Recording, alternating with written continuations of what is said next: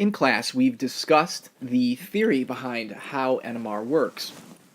And if you remember, what we stated was that there is an external magnetic field. And that external magnetic field is where we place our sample. And the sample that we're interested in typically contains nuclei, and we are going to mainly be focusing on proton. All right, so we're thinking about hydrogen with a single proton and a single neutron inside of the nucleus. And we stated that that proton is going to have its own magnetic field. And with that magnetic field comes a spin. And the spin for a proton is 1/2. Now, what happens is that in that external magnetic field, if we supply it with a certain energy, what we can do is have that spin flip. And what happens is the magnetic field goes opposite of the external magnetic field. So again, and the analogy that you can draw is two magnets being pushed opposite of each other. So it takes energy to do that. And when you release that energy, it relaxes back to its natural state. And so that's what we can see here. In no magnetic field, we have those spins just randomly pointing in different directions. But when we apply it to a magnetic field, they orient with the magnetic field. When we apply energy to it, that energy supplied to the spin state of the proton, which then flips to a higher energy state. And we said that the amount of energy required varies based on the electronic surroundings of the proton. Protons don't change. A proton is a proton.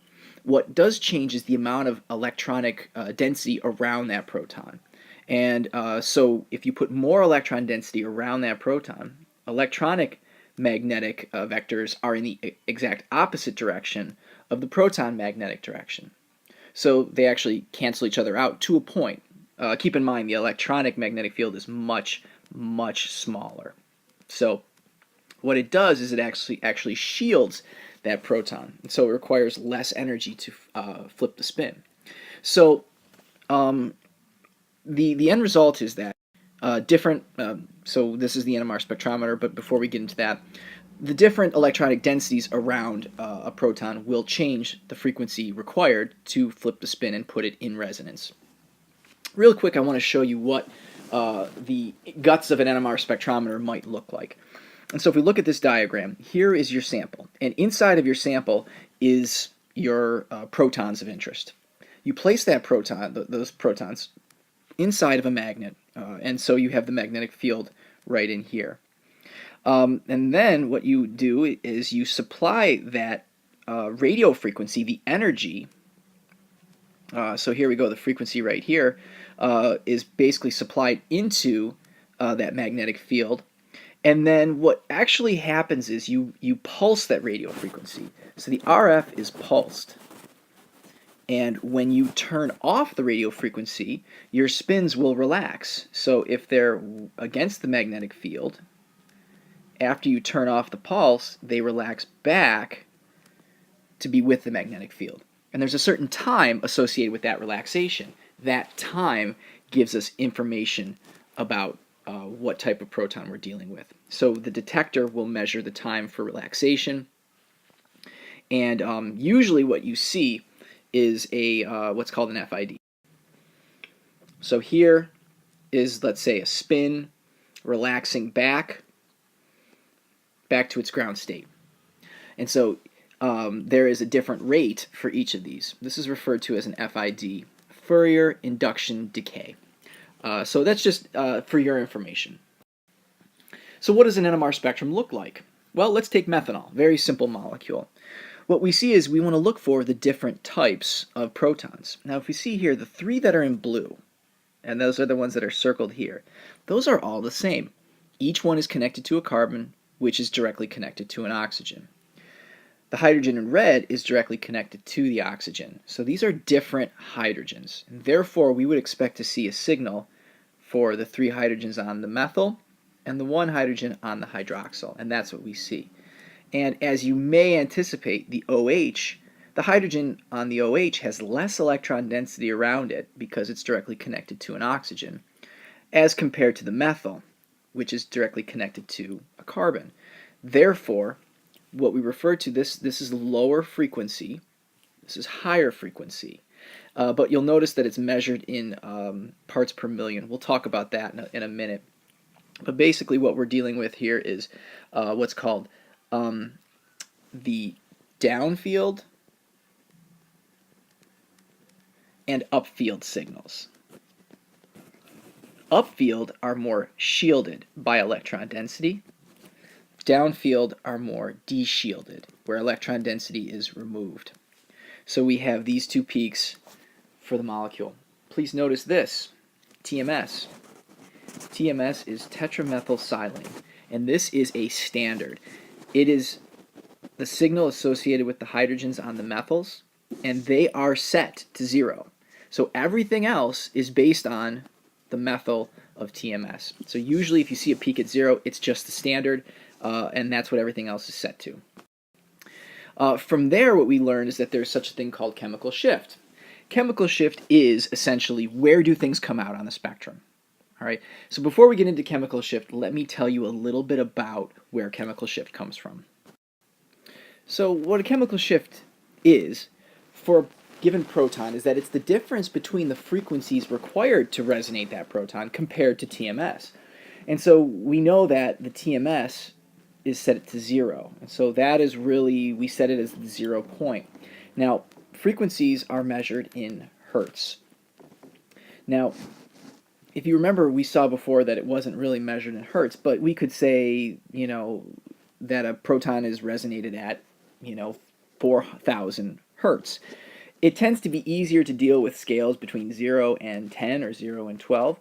So what we do is we take the frequency of the radio waves, and what we do is we divide it by the magnetic field strength.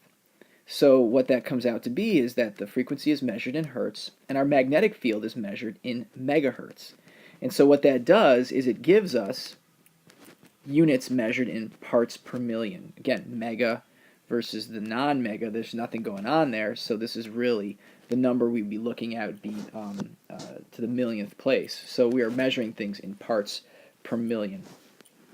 So the chemical shift then, for example, let's do an example on the next slide.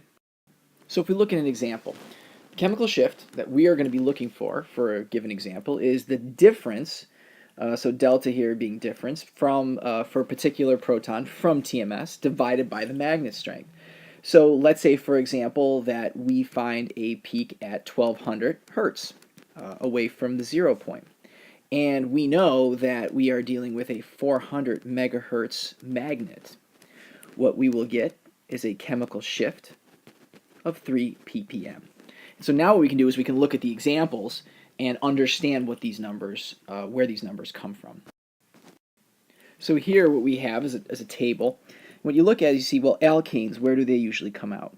Well, these really aren't having any electron density being pulled away from them, so they typically come out around 1 ppm, so a little bit more deshielded than TMS. Right, TMS here, silicon is actually electropositive, so electron density is flowing out towards the carbons. So that is set to 0. Most things fall to the left of this. So most things are in the 1 to 12 range.